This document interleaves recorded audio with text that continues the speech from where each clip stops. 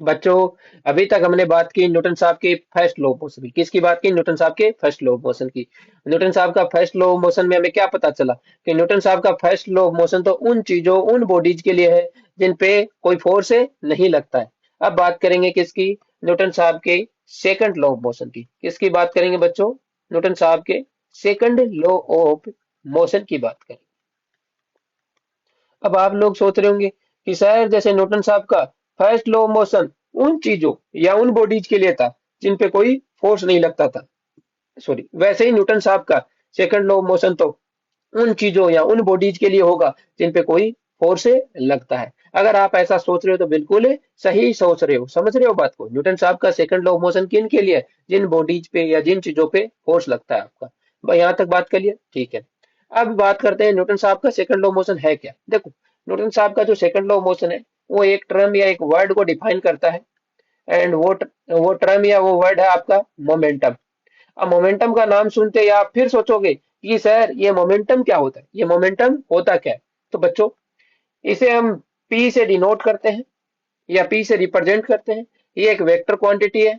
And जब भी हम किसी बॉडी या सिस्टम का मोमेंटम देखते हैं तो किसी बॉडी या सिस्टम का मोमेंटम उस बॉडी का मास इनटू वेलोसिटी होता है।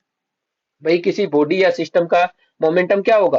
किसी बॉडी या सिस्टम का मोमेंटम उस बॉडी का मास इनटू वेलोसिटी होगा। अब आप कहोगे सर ये तो आपने ये जो दिया है ये तो आपने एक मैथमेटिकल एक्सप्रेशन दे दिया, हमें तो ये बताओ कि मोमेंटम एक्चुअली में बताता क्या है, मोमेंटम का क्या मीनिंग है। तो बच्चों, मोमेंटम है वो आपका बताता है किसी सिस्टम में कितनी मोशन है। मोमेंटम क्या बताएगा कि कोई सिस्टम है मेरा उसमें कितनी मोशन है। या मैं कह दूं, मोमेंटम आपका बताता है किसी सिस्टम या किसी बॉडी में अमाउंट ऑफ मोशन को बताता है। किसको बताता है? Amount of motion. मैंने क्या कहा बच्चों? मोमेंटम आपका क्या बताता है कि किसी सिस्टम में कितनी मोशन है। अब किसी सिस्टम में कितनी मोशन है, इसका मतलब क्या हो गया? उस सिस्टम में मोमेंटम आपका अमाउंट ऑफ मोशन बताएगा कि नहीं बताएगा। तो कहने का मतलब मैं ये कह सकता हूँ, मोमेंटम तो हमारा किसी सिस्टम में क्या बताएगा? अमाउंट ऑफ मोशन को। या बेटा इसको ऐसे भी देख सकते हैं, जैसे मास जो आपका होता है, जैसे जो मास होता है बच्चों, वो आपका क्या बताता है? अमाउंट ऑफ मैटर को बताता है कि नहीं बताता? मास आपका अमाउंट ऑफ मैटर बताता है बच्चों, वैसे ही मोमेंटम आपका किसी सिस्टम में अमाउंट ऑफ मोशन को बताएगा। किसको? अमाउंट ऑफ मोशन को। या मैं कह दूं, आपका मोमेंटम ये बताता है कि किसी सिस्टम में कितनी मोशन है। या मैं क्या कह दूं, मोमेंटम ये बताता है किसी सिस्टम में कितनी मोशन है। ये तो कहानी थी मोमेंटम की। अब हम देखते हैं सेकंड लॉ क्या कहता है। देखो बच्चों, सेकंड लॉ आपका ये कहता है कि कोई भी सिस्टम या बॉडी है उसको उसके मोमेंटम को चेंज करने के लिए, कोई बॉडी या सिस्टम है उसके मोमेंटम को चेंज करने के लिए हमें क्या चाहिए होगा? फोर्स चाहिए होगा। कोई भी बॉडी है, सिस्टम है, मैं दोबारा रिपीट कर रहा हूँ, कोई भी बॉडी है, सिस्टम है, उसके मोमेंटम को चेंज करने के लिए हमें फोर्स चाहिए होगा। एंड साथ में ही क्या कह रहा है? साथ में ये भी कह रहा है कि कोई भी बॉडी या सिस्टम का rate of change of momentum, कोई भी बॉडी या सिस्टम का rate of change of momentum is external force. समझ रहे हो बात को? न्यूटन साहब का सेकंड लॉ ऑफ मोशन क्या कहता है, एक बार मैं फिर से एक लाइन में बता रहा हूँ। देखो, न्यूटन साहब का सेकंड लॉ ऑफ मोशन पहले तो ये कहता है कि कोई भी बॉडी या सिस्टम है उसके मोमेंटम को में आप चेंज करना चाहते हो, उसके मोमेंटम में अगर आप चेंज करना चाहते हो उसके लिए क्या चाहिए होगा? एक्सटर्नल फोर्स चाहिए होगा। उसी के साथ सेकंड लॉ ऑफ मोशन ये बताता है, इसी बात के साथ सेकंड लॉ ऑफ मोशन ये बताता है कि कोई भी बॉडी या सिस्टम का rate of change of rate of change of momentum is external force. साथ में क्या बता रहा है कि कोई भी बॉडी या सिस्टम का rate of change of momentum is external force. कहने का मतलब, अगर सेकंड लॉ ऑफ मोशन का मैं स्टेटमेंट लिखूं तो सेकंड लॉ ऑफ मोशन मेरा क्या स्टेट करता है? सेकंड लॉ ऑफ मोशन मेरा स्टेट करता है कि किसी बॉडी पर, किसी बॉडी या सिस्टम पर लगने वाला एक्सटर्नल फोर्स, किसी बॉडी या सिस्टम पर लगने वाला external force is equal to rate of change of momentum of system. बेटा, ये जो मैंने लिखा है F external equal to DP by T, यही आप क्या क्या है, यही आपका क्या है? सेकंड लॉ ऑफ मोशन का स्टेटमेंट।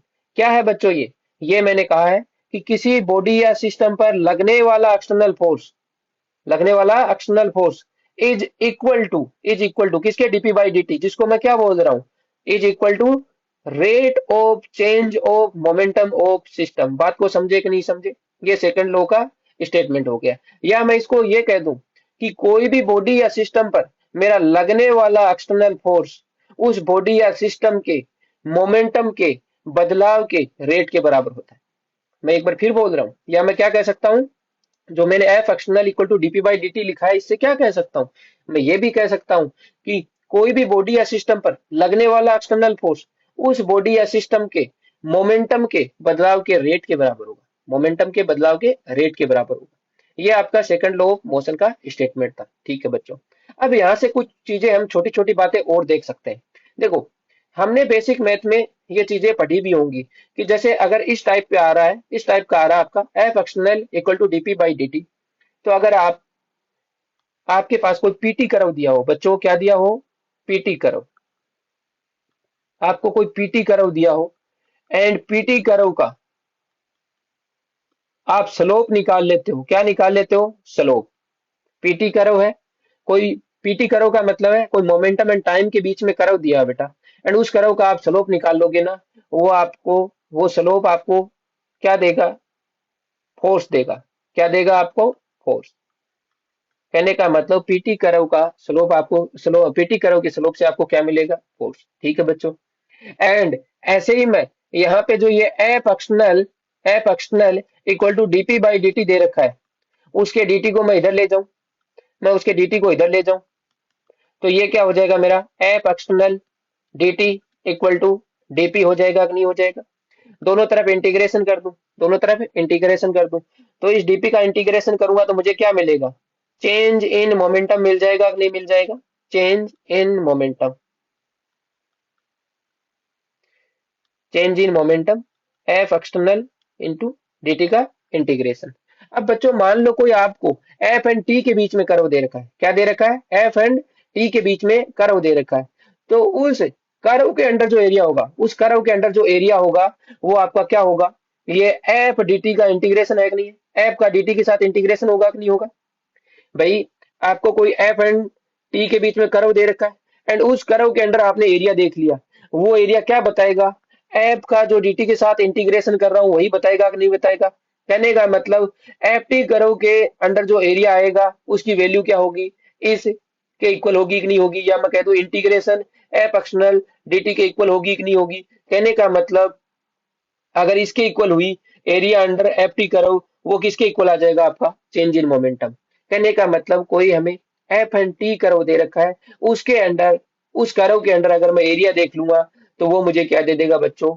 चेंज इन मोमेंटम दे देगा। बात को समझे कि नहीं समझे? यहाँ तक ठीक हो? ठीक है। अब चलते हैं बच्चों एक कंडीशन की तरफ। किसकी तरफ चलेंगे? एक कंडीशन की तरफ।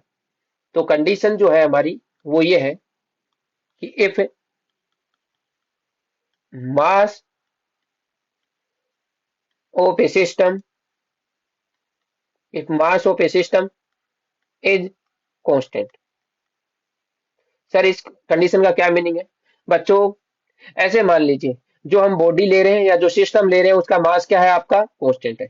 जो भी बॉडी या सिस्टम ले रहे हैं उसका मास कांस्टेंट है, तो मैं उसको क्या बोल दूंगा? If mass of A system is constant. कहने का मतलब एम क्या है? आपका कांस्टेंट है।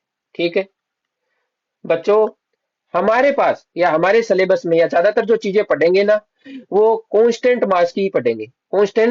कांस्टेंट मास की, या मैं कह दूं कोई कांस्टेंट मास की बॉडी होंगी हमारे पास। जितनी भी ज्यादातर चीजें जो सिलेबस में पढ़ेंगे ना, वो कांस्टेंट मास की ही बॉडी होंगी। हाँ, कुछ होंगे जो वेरिएबल मास की बॉडी भी होंगी या जो वेरिएबल मास के सिस्टम भी होंगे, जैसे रॉकेट propulsion होंगे, लेकिन वो बहुत ही कम है और उनको हम आगे देखेंगे। कहने का मतलब मेरा ज्यादातर हम जो चीजें मैकेनिक्स में देखेंगे ना, वो बॉडी होंगी ना, वो हमारी कांस्टेंट मास की होंगी, या जो सिस्टम होगा ना वो हमारा कांस्टेंट मास का ही होगा। तो मैं यहाँ पे क्या ले रहा हूँ बच्चों? M equal to constant. और इससे मैं एक बहुत ही फेमस इक्वेशन निकालने वाला हूँ। इससे क्या निकालूंगा? एक बहुत ही फेमस इक्वेशन। अब हमें पता है मोमेंटम क्या होगा उस बॉडी या सिस्टम का? M into V. यहाँ से न्यूटन साहब का सेकंड लॉ का स्टेटमेंट क्या था? F external equal to DP by D. बच्चों पी की वैल्यू में रख दो इसमें, तो आपका क्या आ जाएगा? D M V by D T आ जाएगा कि नहीं आ जाएगा? ठीक है। एम क्या है बच्चों? यहाँ पे बच्चों एम क्या है आपका? कांस्टेंट है कि नहीं है? एंड एम कांस्टेंट है तो बाहर आ जाएगा कि नहीं आ जाएगा इंटीग्रेशन से? तो एफ एक्सटर्नल आपका क्या आ जाएगा? एम आपका बाहर आ गया। डीवी बाई डी टी बच्चों ये क्या चीज है? ये क्या है भाई? डीवी बाई डी टी ये क्या आपका? ये तो आपका एक्सीलरेशन हो गया कि नहीं हो गया? तो ये क्या आ जाएगा? एम ए आ जाएगा कि नहीं आ जाएगा बच्चों? कहने का मतलब यहाँ से आपका एफ एक्सटर्नल इक्वल टू किसके आ गया? एम ए के इक्वल आ गया। किसके इक्वल आ गया बच्चों? एम ए के इक्वल आ गया। ये बात समझे कि नहीं समझे? और ये जो इक्वेशन है बहुत फेमस है, फेमस इक्वेशन है, ऐसे समझ, बहुत ही फेमस इक्वेशन है। एंड साथ में ये बच्चों ये जो इक्वेशन निकाली हमने बहुत इंपॉर्टेंट भी है। सर ये इक्वेशन इंपॉर्टेंट कैसे? बच्चों आप देखोगे एफ बी डी के, ये सर एफ बी डी क्या है बेटा आगे मैं बताऊंगा। ये होता है एक फ्री बॉडी डायग्राम की क्वेश्चन।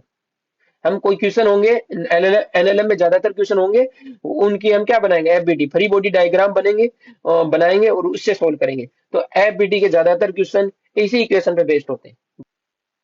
बट बच्चों मेरी ये जो इक्वेशन है वो तभी वैलिड है, तभी एप्लीकेबल है जब आपका बॉडी बॉडी या सिस्टम का बॉडी या सिस्टम का मास मास कांस्टेंट है। क्या है बच्चों? बॉडी या सिस्टम का मास कांस्टेंट है, तभी मेरी ये जो इक्वेशन है वो वैलिड है या अप्लीकेबल है। समझ गए बात को? एंड जो हमने ऊपर इक्वेशन देखी थी या जो ये इक्वेशन देखी थी कौन सी सर? जो मैंने न्यूटन साहब का सेकंड लॉ ऑफ मोशन का स्टेटमेंट बताया था, F external equal to DP by D, ये इक्वेशन हमेशा वैलिड होगी। ये इक्वेशन आपकी, ये इक्वेशन ऑलवेज वैलिड है बेटा, ऑलवेज वैलिड, या हमेशा लगेगी। समझ गए बात को? जबकि ये जो ऊपर इक्वेशन बताई थी मैंने कौन सी, एफ एक्सटर्नल इक्वल टू जो एम ए निकल के आया था, एम ए निकल के आया था, ये आपका एक तरीके से कंडीशनल स्टेटमेंट है। क्या है बच्चों? कंडीशनल स्टेटमेंट है। या मैं कह दूं ये इक्वेशन तभी वैलिड है ये इक्वेशन तभी वैलिड है जब आपका बॉडी या सिस्टम का मास कांस्टेंट हो। समझे कि नहीं समझे? ठीक। अब मान लो कोई एक आदमी आपको ये पूछ लेता है कि न्यूटन साहब के सेकंड लॉ ऑफ मोशन का क्या स्टेटमेंट है, या न्यूटन साहब का सेकंड लॉ ऑफ मोशन क्या कहता है? तो अगर आप ये बताते हो F external equal to DP by D T, वो ज्यादा बेटर होगा। आपका क्या बताना ज्यादा बेटर होगा? F external equal to DP by D T बताना ज्यादा बेटर होगा। क्यों होगा बच्चों? क्योंकि वो जो इक्वेशन है F external equal to DP by D T, वो हर कंडीशन में ऑलवेज हमेशा वैलिड होगी। समझ गए बात को? अगर आप ये बता रहे हो F external equal to M A, तो ये बताना ज्यादा बेटर नहीं है। ज्यादा बेटर नहीं है। क्यों नहीं है ज्यादा बेटर? बच्चों ये आपने देखा ये इक्वेशन कब वैलिड है? जब बॉडी या सिस्टम का मास कांस्टेंट है, बॉडी या सिस्टम का मास कांस्टेंट है। ये बात समझे कि नहीं समझे? ठीक है सर। अब सर न्यूटन साहब का सेकंड लॉ ऑफ मोशन का स्टेटमेंट भी या क्या कहता है वो भी हमें समझ में आ गया। हमें ये भी पता चल गया कि ये जो इक्वेशन है ना F external equal to M A, बहुत ही फेमस इक्वेशन है और हमारे एफबीडी के ज्यादातर मोस्ट ऑफ द क्वेश्चन इसी पे बेस्ड होंगे। ठीक है। लेकिन सर इस इक्वेशन को अप्लाई करना भी तो सिखा दो हमें। जो F external equal to M A वाली इक्वेशन है सर, इसको अप्लाई करना सिखा दो। तो बच्चों F external equal to M A वाली जो इक्वेशन है एक इसको हम अप्लाई करना सीखते हैं। क्या करना सीखते हैं कि अप्लाई कैसे करेंगे? अप्लाई कैसे करेंगे? बच्चों देखो न्यूटन साहब का सेकंड लॉ ऑफ मोशन क्या कहता है? ऐसे समझो न्यूटन साहब का सेकंड लॉ ऑफ मोशन ये कहता है कि अगर किसी बॉडी पे, अगर मैं इससे कंक्लूजन निकालना चाहूँ ना, F external equal to M A आया है और इसको अप्लाई करना चाहूँ, तो इससे मैं अगर कुछ बातें निकालना चाहूँ तो न्यूटन साहब का सेकंड लॉ ऑफ मोशन तो ये कह रहा है कि अगर किसी बॉडी पे फोर्स लग जाता है ना, तो उसमें क्या आ जाता है? एक्सीलरेशन। जब भी किसी बॉडी पे फोर्स लग जाएगा उसमें क्या आ जाएगा? एक्सीलरेशन। और वो एक्सीलरेशन कितना आएगा? मैं इसको अप्लाई करना ही सिखा रहा हूँ बच्चों। वो एक्सीलरेशन की वैल्यू होगी फोर्स अपॉन मास। ये कहां से लेके आया हूँ फोर्स अपॉन मास? बेटा ये इसी से तो लेके आया हूँ। F equal to M A था एंड ए इक्वल टू क्या आ जाएगा? एफ अपॉन एम आएगा कि नहीं आएगा? आपका एफ अपॉन एम आएगा कि नहीं आएगा? समझ गए बात को? अब इस बात को मैं एक एग्जाम्पल के साथ देखता हूँ इस बात को, हम एक एग्जाम्पल के साथ देखते हैं कि इसको कैसे अप्लाई करेंगे। देखो, मान लीजिए कोई एक ब्लॉक ले लीजिए, आप क्या ले लीजिए, एक ग्राउंड पे कोई ब्लॉक ले लीजिए। तो ये बच्चों मेरा कोई ग्राउंड है, ये कोई मेरा ग्राउंड है, एंड इस ग्राउंड पे कोई एक ब्लॉक है, ठीक है। एंड एक आदमी बहुत ज्यादा सेंटी हो रखा है, एक आदमी आपका बहुत ज्यादा सेंटी हो रखा है। एंड सेंटी किस वजह से हो रखा है कि आज तो इस ब्लॉक को पुश करके रहूंगा। वो क्या कर रहा है, इस ब्लॉक को पुश कर रहा है, या मैं कह दूं इस ब्लॉक को धक्का मार रहा है। कहने का मतलब ये आदमी इस ब्लॉक पे, इस ब्लॉक पे एक फोर्स लगा रहा है। क्या लगा रहा है, फोर्स। तो बच्चों मैंने अभी अभी क्या कंक्लूजन निकाला था कि F external equal to M A. यहाँ से मैंने क्या कहा था, यहाँ से मैं ये कंक्लूजन निकाल सकता हूँ कि न्यूटन साहब का सेकंड लॉ मोशन ये कहता है जब भी किसी बॉडी पे फोर्स लग गया, जब भी किसी बॉडी पे फोर्स लग गया तो उसमें क्या आ जाता है, एक्सीलरेशन। कितना आ जाता है sir, A equal to F upon M आ जाता है। तो बच्चों जैसे ही आदमी सेंटी हो रखा है कि इस ब्लॉक को आज किसका के रखूंगा, धकेल के रहूंगा, तो ये पुश कर रहा है, धक्का मार रहा है। तो कहने का मतलब ये क्या कर रहा होगा, कोई फोर्स एफ लगा रहा होगा कि नहीं लगा रहा होगा। अब ये फोर्स एफ इधर आगे की तरफ लगा रहा है ना, तो बच्चों इस ब्लॉक में, इस ब्लॉक में आगे की तरफ एक एक्सीलरेशन आ जाएगा। क्या आ जाएगा, आगे की तरफ एक एक्सीलरेशन। एंड वो कितना आएगा, अगर इस ब्लॉक का मास m ले लूं तो वो आएगा बच्चों a equal to F upon M. बात को समझे कि नहीं समझे, यहाँ तक ठीक हो। अब बात एक आती है बच्चों यहाँ पे, ये जो आदमी फोर्स लगा रहा है वो क्या इस ब्लॉक के अंदर से लगा रहा है, इस ब्लॉक के अंदर से लगा रहा है या इस ब्लॉक के बाहर से लगा रहा है। आप कहोगे सर साफ साफ दिख रहा है, ये आदमी तो ब्लॉक के बाहर से फोर्स लगा रहा है। समझ रहे हो बात को। तो जब कोई बाहर से फोर्स लगाते हैं, जब कोई बाहर से फोर्स लगाते हैं तो उस फोर्स लगाने वाले को क्या कहेंगे, एक्सटर्नल एजेंट। कहने का मतलब बच्चों ये आदमी, ये आदमी यहाँ पे इस ब्लॉक पे बाहर से फोर्स लगा रहा है, तो इस आदमी को मैं क्या कह दूंगा, एक्सटर्नल एजेंट कह दूंगा। क्या कह दूंगा बच्चों, एक्सटर्नल एजेंट कह दूंगा। समझ गए बात को, ठीक है। एंड इसके द्वारा, इसके द्वारा लगाए गए फोर्स को क्या कह दूंगा बच्चों, जो फोर्स था इसके द्वारा लगाया गया उसको मैं क्या कह दूंगा, एक्सटर्नल फोर्स। क्या कह दूंगा बच्चों, एक्सटर्नल फोर्स। बात को समझे कि नहीं समझे। ये आदमी फोर्स लगा रहा था इस ब्लॉक पे बाहर से, एंड जब कोई हम बाहर से फोर्स लगाते हैं तो उसको क्या बोल देते हैं, एक्सटर्नल एजेंट। जैसे ये आदमी बाहर से फोर्स लगा रहा था तो ये आदमी क्या है यहाँ पे, आपका बच्चों एक्सटर्नल एजेंट है, और इसके द्वारा लगाया गया फोर्स क्या है, एक्सटर्नल फोर्स। तो देन मैं अगर देखना चाहूं इस आदमी के द्वारा कि force applied, force applied by, force applied by external agent, force applied by external agent equal to क्या आ जाएगा आपका, F external, one minute, F external equal to, equal to M A आ जाएगा। आपका क्या आ जाएगा, F external equal to M A. यहां तक बात क्लियर, ठीक है। अब बच्चों ये मान लो कि जो ये हमारा ग्राउंड था, जो ये हमारा ग्राउंड था एंड इस पे एक ब्लॉक था और एक आदमी सेंटी हो रखा था, इस ब्लॉक को मैं क्या करके रहूंगा, आज यहाँ से खिसका के रहूंगा। उसी टाइम इसका एक छोटा बच्चा भी था। ऐसे मान लो यहाँ पे एक छोटा बच्चा था, ऐसे एक छोटा सा बच्चा था, एंड वो क्या कर रहा था, खड़ा खड़ा देख रहा था, खड़ा खड़ा देख रहा था। अब बच्चों आपको पता है छोटे बच्चों की क्या आदत होती है, वो वही काम करते हैं या वही नकल करते हैं जो उनसे बड़े कर रहे हैं। भाई जो काम उनसे बड़े कर रहे हैं, जो काम उनके पापा कर रहे हैं या उनके बड़े भाई बहन कर रहे हैं, वही काम, उसी काम की नकल करते हैं कि नहीं करते छोटे बच्चे। तो ये बच्चा छोटा है, ये भी क्या करेगा, ये मान लो ये इसके फादर थे तो ये अपने फादर की नकल करेगा कि अरे मेरे फादर तो उस ब्लॉक को पुश कर रहे हैं या धकेल रहे हैं तो मैं भी धकेलूंगा। या ऐसे सोच लो कि ये ऐसे सोच रहा है कि मान लो कि अरे मेरे फादर उस ब्लॉक को खिसकाना चाहते हैं, मैं जाके उनकी हेल्प करूंगा।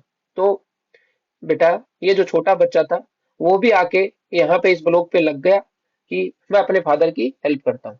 तो बच्चों उस केस की बात करते हैं। देखो फिर मैं क्या ले लेता हूँ, एक ग्राउंड ले लेता हूँ, एक ग्राउंड ले लिया, एंड इस ग्राउंड पे एक ब्लॉक ले लेता हूँ, एक ब्लॉक ले लेता हूं बच्चों, ये मेरा एक ब्लॉक है, ठीक है।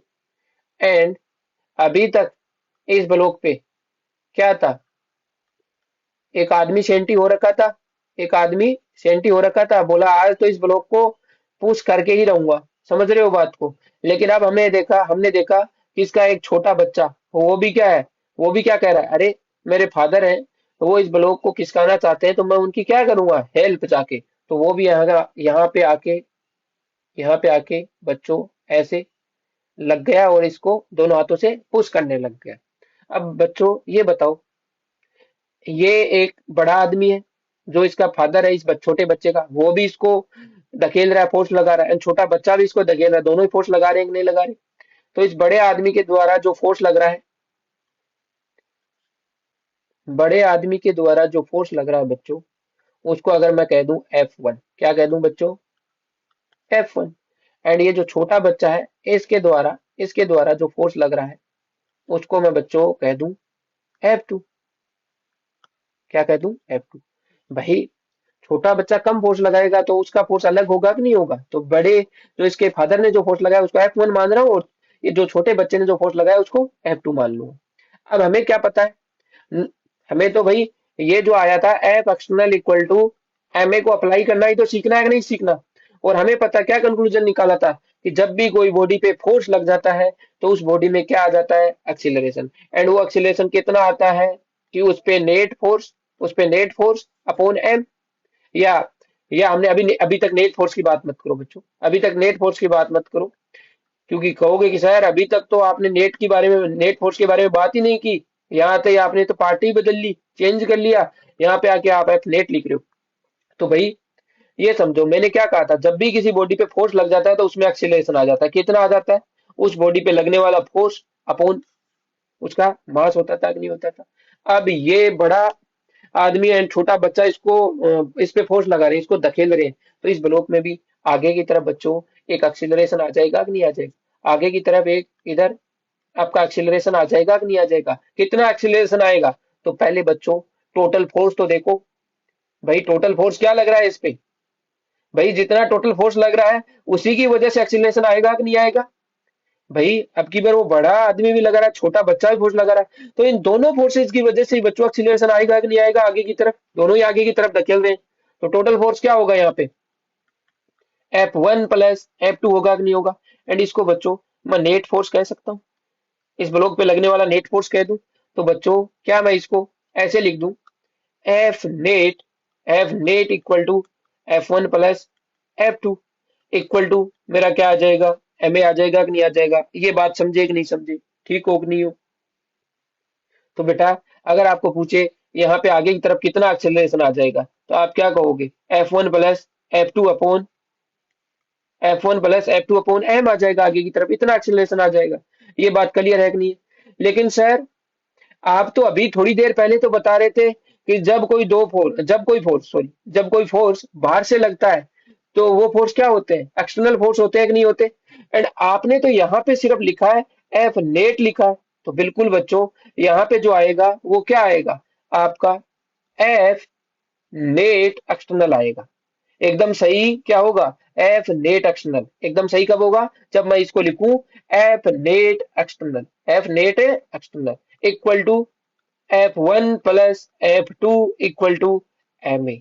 समझ गए बात को। एंड ये क्या आ जाएगा बच्चों, कहने का मतलब अगर मैं उस फॉर्म में लिखना चाहूं तो ये आएगा F net external equal to M A. समझे कि नहीं समझे बात को। तो बच्चों हम ऐसे अप्लाई करेंगे कौन सी इक्वेशन को, जो फेमस इक्वेशन हमारी निकल के आई थी ना, F net equal to M A, उसको हम कैसे अप्लाई करेंगे, उसको अप्लाई ऐसे करेंगे जो मैंने एग्जांपल लिया है। ये बात क्लियर समझे, ठीक है। सॉरी, कहने का मतलब कहने का मतलब बेटा किसी भी बॉडी या सिस्टम पर किसी भी बॉडी या सिस्टम पर जितना एक्सटर्नल फोर्स लगता है किसी भी बॉडी या सिस्टम पर जितना एक्सटर्नल फोर्स लगता है उतना ही उस बॉडी या सिस्टम में क्या आ जाता है, एक्सीलरेशन आ जाता है आपका। यहाँ तक बात क्लियर है कि नहीं है। ये था आपका न्यूटन साहब का सेकंड लॉ ऑफ मोशन। अब इस पे हम एक नॉर्मल लेवल का क्वेश्चन देखेंगे, अभी एडवांस पे नहीं जाएंगे, अभी थोड़ा नॉर्मल लेवल का एक क्वेश्चन देखते हैं। तो ये मान लीजिए कोई यहाँ पे एक ग्राउंड है, यहाँ पे धीरे धीरे एडवांस पे भी चलेंगे बच्चों, लेकिन पहले एक नॉर्मल लेवल का क्वेश्चन देख लीजिए। ये एक आपका ग्राउंड है, एंड इसी ग्राउंड पे एक ब्लॉक है, एक ब्लॉक है बच्चों, एंड इस ब्लॉक पे एक फोर्स लग रहा है आपका, इस ब्लॉक पे आपका फोर्स लग रहा है 18 न्यूटन का। कितने का लग रहा है? 18 न्यूटन का। एंड इस ब्लॉक का मास जो दे रखा है वो 3 kg है। कितना है? 3 kg। ठीक है, आपको पूछा है ये ब्लॉक इनिशियली रेस्ट पे था। ब्लॉक क्या था? Initially rest, initially initially rest पे था। एंड अब पूछा है जब 18 न्यूटन का इस पे फोर्स लगने लगा 3 kg के ब्लॉक पे, तो after 3 second velocity of block, velocity of block, and साथ में क्या पूछा है? डिस्टेंस या डिस्प्लेसमेंट, दोनों सेम ही होंगी इस केस में क्योंकि ये स्ट्रेट लाइन में जा रहा है। या डिस्टेंस कवर्ड बाय ब्लॉक। तो बच्चों इसको 1 मिनट के लिए आप है ना वीडियो को पॉज करके सोचो हम कैसे कर सकते हैं। बहुत ही वैसे नॉर्मल लेवल का क्वेश्चन है, इतना ज्यादा सोचने की जरूरत नहीं है, अभी तो एडवांस पे पहुंचे ही नहीं है। हम पहले क्या करेंगे? सबसे पहले सर हमें फोर्स दे रखा है कितना? 18 न्यूटन, एंड मास दे रखा है 3 kg। सिंपल सी बात है, यहाँ से हम क्या निकाल लेंगे? एक्सीलरेशन। भाई किसी बॉडी पे फोर्स लग जाता है उसमें क्या आ जाता है? एक्सीलरेशन आ जाता है कि नहीं आ जाता? न्यूटन साहब का सेकंड लॉ ऑफ मोशन यही तो कहता है। भाई जो हमने F external equal to M A देखा था उसको अप्लाई करना सीखा है, तो उससे हमने कंक्लूजन निकाला था कि जब भी किसी बॉडी पे फोर्स लग जाएगा उसमें क्या आ जाएगा? एक्सीलरेशन। कितना? F upon M. एंड वो कितना आ जाएगा? 18/3। कितना आ गया बेटा? 6 मीटर पर सेकंड स्क्वायर आ गया कि नहीं आ गया? 6 मीटर पर सेकंड स्क्वायर। अब हमें क्या पूछा है? हमें क्या बताया गया है? इनिशियली ब्लॉक रेस्ट पे यू जीरो है। हमें क्या पूछा है? 3 सेकंड बाद ब्लॉक की वेलोसिटी क्या हो जाएगी, एंड 3 सेकंड में ब्लॉक कितनी डिस्टेंस कवर कर लेगा। तो बच्चों 3 सेकंड बाद वेलोसिटी क्या हो जाएगी? सिंपल सी बात है, फर्स्ट इक्वेशन ऑफ मोशन लगा देते हैं, v equal to U plus AT. U आपका क्या है? हमें तो 3 सेकंड के बाद या 3 सेकंड पे वेलोसिटी पूछी है कि नहीं पूछी है? यू जीरो, ए की वैल्यू 6 है, इंटू 3, ये क्या आ जाएगा आपका? 18 मीटर पर सेकंड। समझ गए बात को? अब हमें इन 3 सेकंड में ब्लॉक के द्वारा डिस्टेंस कवर की गई है वो भी पूछी है कि नहीं पूछी है, और वो किससे? सेकंड इक्वेशन ऑफ मोशन से। And second equation of motion क्या है बच्चों आपकी? S equal to U T plus half A T square. बच्चों आपका इनिशियल वेलोसिटी जीरो है, तो ये zero plus half, and acceleration कितना था आपका? 6, एंड टाइम कितना है? 3 सेकंड ले रहे हैं कि नहीं ले रहे? 3 का स्क्वायर, ये कितना आ गया आपका? 3 आ गया। समझ रहे हो बात को? ये कितना आ जाएगा? 27 मीटर। तो ये आपका एक न्यूटन साहब के सेकंड लॉ ऑफ मोशन पे ही नॉर्मल लेवल का क्वेश्चन था। आगे चलेंगे बच्चों, हम एडवांस में भी चलेंगे, एडवांस लेवल के क्वेश्चन की भी बात होगी। तो ये आपका था एक नॉर्मल लेवल का क्वेश्चन था हमारा न्यूटन साहब के सेकंड लॉ ऑफ मोशन पे बेस्ड। ठीक है, तो बच्चों ये था आपका न्यूटन साहब का सेकंड लॉ ऑफ मोशन। आगे हम बात करेंगे न्यूटन साहब के थर्ड लॉ ऑफ मोशन की।